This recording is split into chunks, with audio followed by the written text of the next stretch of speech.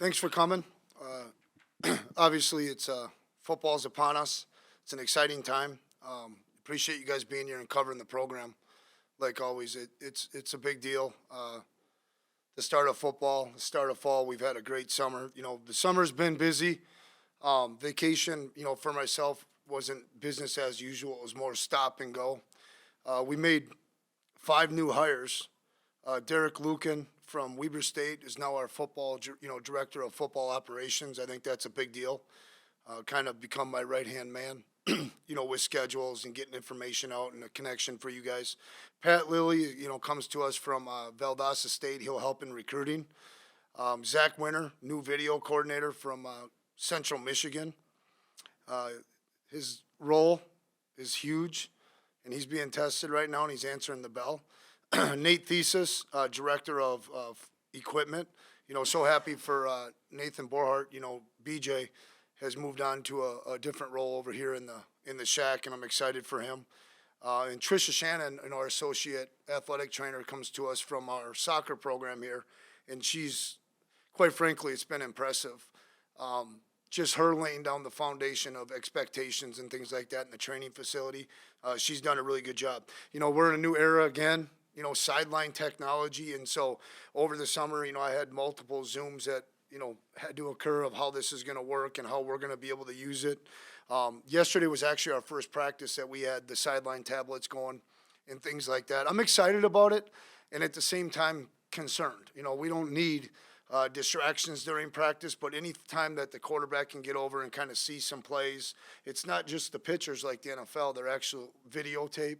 And so we'll find out if we have 2 or 3 coaches that can take advantage of that on the floor and at the surface, and then upstairs also, being able to get basically live feed.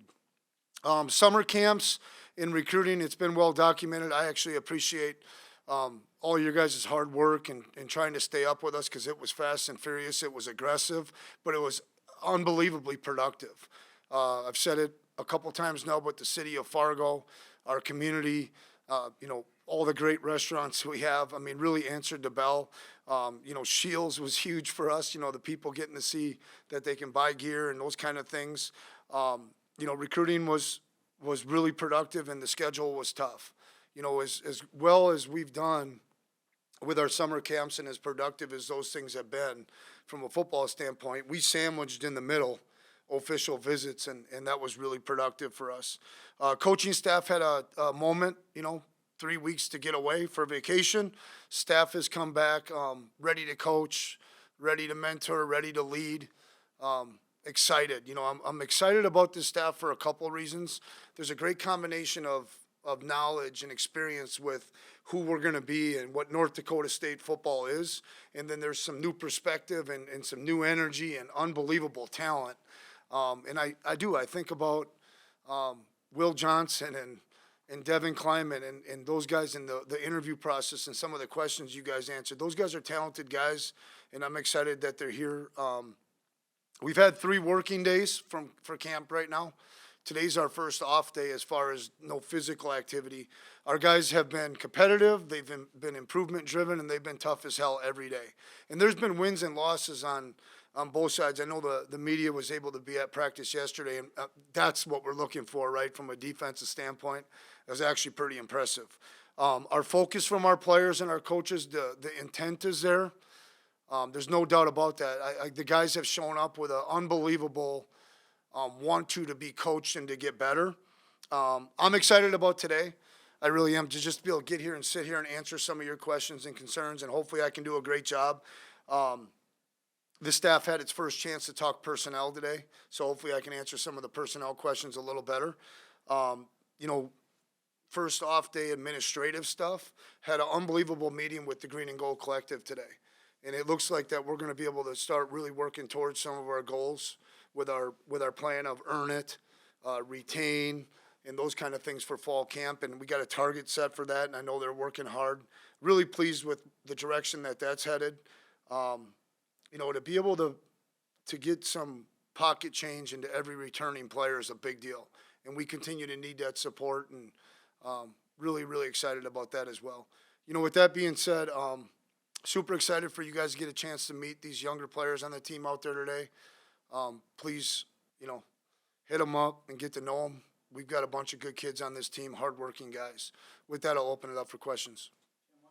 Step for your quarterbacks. What's the next level here? Yeah, I think like for Cam, right? Jeff, you're the one that asked the question. What are you excited about with Carson in year 2 or something like that? And I remember saying, I don't think we'll call a bad run into a blitz. Like for Cam, can he completely understands the system now? Can he make it his own? So I would say that about Cam and just can he leverage all the flexibility and the potentials in the system? I think with Cole, it's just continuing to get better and better, progressing through not only read 1 and 2, but can he move on to 3 and 4? And 3 and 4 for him might be his feet, and that's pretty darn effective. And then Nathan, I think Randy, has done a great job with his development. I thought Nathan stood out in the spring event. Let's not call it a spring game, but Nathan picked up kind of right where he left off, and that's always a sign of a guy that took the summer serious and he's moving forward. I think Trey is still in that, the first layer of the youngin, right? He's learning the what to do. He's not quite to the why or the how. So each one of those guys is at a little bit different stage, but it's impressive to see their growth fundamentally and their understanding of the system. Practice looked like Cole Payton was all over the place for you guys. What's it like for you to just kind of have that kind of weapon offensively that he is? And do you guys plan on playing him in multiple different roles, or are you trying to stick to him more in the running quarterback style? Yeah, I think again, I'll come back to it. I think Nathan is so critical to that. I mean, quite frankly, if we can get Nathan sped up, like we gotta play everybody that can score the ball. I'm going to go to where I went the other day in the press conference. One of my major interests, not concerns. I don't want to get that twisted. Where's our playmaking going to come from? Who's going to stand out? We know Cole has playmaking ability, and so we'll see how that whole thing unfolds. But I think that's practice 4, 5, and 6, and 7, evaluating Nathan, because Cole is ready to go. Whether it's special teams or playing running back or tight end or being utilized, I'm so confident in that kid's intentional focus to get better from a playbook standpoint. And then the more I'm around him, I just such an impressive kid, like many of our guys. Practices into the afternoon starts now. Kind of what have you seen from the guys as far as, response to that? You talked about how making sure they get their rest is an important factor for you and sleep is the best supplement type thing. What have you seen from the guys in response to that? Yeah, I'm trying to check with them. At some point I'd love to get even like sleep bands or for them to free up their social media to me so I could check their Apple Watches. I'm kind of joking, but no, I have seen in the morning time, it seems like they're bright-eyed. Kramer has mentioned several times the worst day we had with weight was when they came back from vacation. Otherwise, that's been a marketed improvement. So paying attention to nutrition and the sleep aspect has paid off from that standpoint. I was concerned about the heat on Tuesday. I think Mike maybe had mentioned it on 1660 or, just the temperature. I mean, 2 days ago was a hot one. And our guys did a great job, great energy at the end of practice. I think our meeting times and separating and, walkthrough is walkthrough now, and then we go eat. Treatment has improved. Our walkthrough intent has improved in my eyes so far, and the coachability in meetings and being alert has really been impressive. Is helmet technology available this year, or is that 2025? No, it's available to everybody non-FCS. So as soon as you play in an FBS game, it's game on. And tomorrow we'll have our first chance at we'll see if Coach Landry can give a extra tip or two and some situational things for the quarterback, but I'm excited about that. I had the opportunity during bowl prep, prior to Coach Bull saying it's time for you to get out there for 5 or 6 practices, and it's the way the game should be so we can eliminate sign stealing and all this signs getting stolen, and it's just where the game is headed. And so I'm so excited about the first game and us being able to use it. And I'll, thanks to our administration, just boom, we're prepared for the future too. We made that commitment, and I think we're probably a year out with the quarterback and the linebacker or quarter coach to safety, whoever we designate to make the calls. I'm excited about that. We're going to give it a try tomorrow, and then we'll get better the next day, and we'll continue to improve with it. But it's pretty fascinating. When you talk about a 2-minute drill in the middle of a break, being able to get a little bit more information out to a guy and what they'll be able to handle. Colorado, but then after that, you cannot use it Right, FBS games only is my understanding. potentially for 2025. Shoot, maybe Matt's a better guy to ask, Mr. Larson, but I most certainly think the Missouri Valley wants to be on the same level as everybody else in any level at college football, and I'm so grateful for Patty's leadership on that. It just doesn't seem like that's going to happen this year, and so we'll be prepared for when it can happen. Experienced quarterbacks to be able to have that kind of technology, how much does that help for game one? Well, that's a good question. I won't go too far down the road because, you can only have one person on the field with the green dot.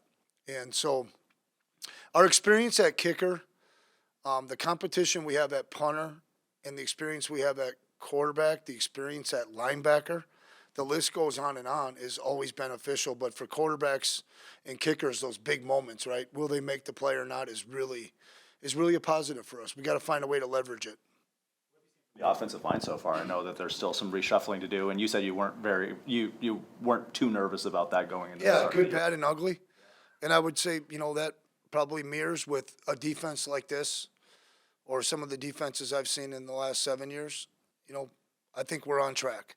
And I think the double reps kind of can hurt you at times when you're talking about creating cohesiveness with the O-line and you're talking about creating timing and rhythm in the offensive line and with certain timing patterns. Outside of that, double reps is phenomenal. Those guys are getting a boatload of reps. Man, I'm telling you, there's some fighters. There's some guys that you just would want with you in the foxhole. And that's what I've been most encouraged about. We just have to continue to clean up fundamentals and technique. Guys, when we're in shells for first two practices, if our defense wasn't winning, okay, Grant's opening statement today might be a little different. Okay, that's the way it's been. That's the way it needs to be when defense is good. So it has not been as good as I would like it, but I appreciate the improvement and the fight in those guys. And I think we're developing depth. I really do. We've talked a lot about the guys in the middle that you're kind of looking to, but the guys I think you're gonna have Mason for now at right tackle and Gray at left tackle. Yes, sir. So that's a pretty good start, right? I mean, you talk about Yeah, those two guys. experience, right? Yep.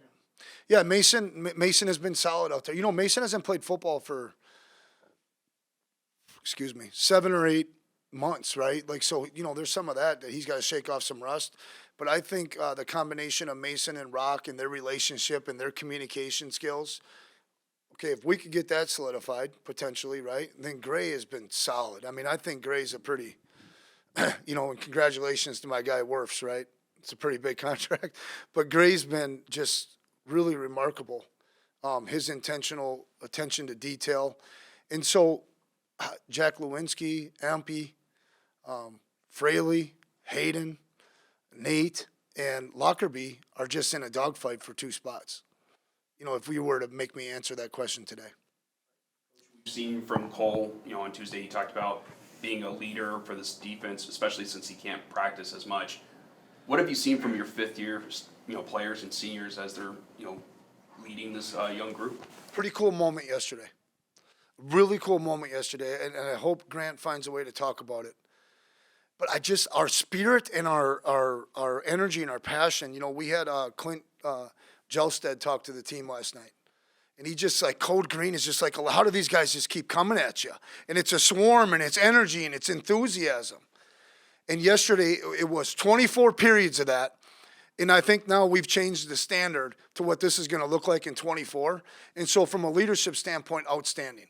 They got my message. We clipped 5 or 6 plays from practice 2 where there were big plays and not one person was high-fiving, not one person was showing emotion. And yesterday, I threw my hat at one point, and I kicked I went back to being an O-line coach for a second, but it was just a swarm of green, for moments, and it was just phenomenal. So the leadership over there, I think, continues to grow. I think the leadership from setting an example is unbelievable. We just need a few more vocal guys that will set the tone that we're here to fight and here to have fun. Kind of from the younger defensive players like Alt Peters, Daling, Givens, Crumby, those guys, what have you seen throughout early camp so far? Well, I think you just hit on 4 that I would list as potential young guys that will show up and will have to play for us. All the 2 guys you mentioned in the secondary, Darius has gotten better over the summer. He's still got some things to work on. He's a special teams superstar, number one. And then Crumby, you know, it's interesting with Crumby because if he can clean up some technical things tackling wise, I think we've got a heat-seeking missile coming out of the secondary. He's got that ability, and he's got to continue to get better. And then I would also throw in there, we've got a great, you know, Marcus Shepard provides leadership at corner, but then you think about Anthony, and I don't want to mess up his name, Alfaro. Okay, I call him Tony.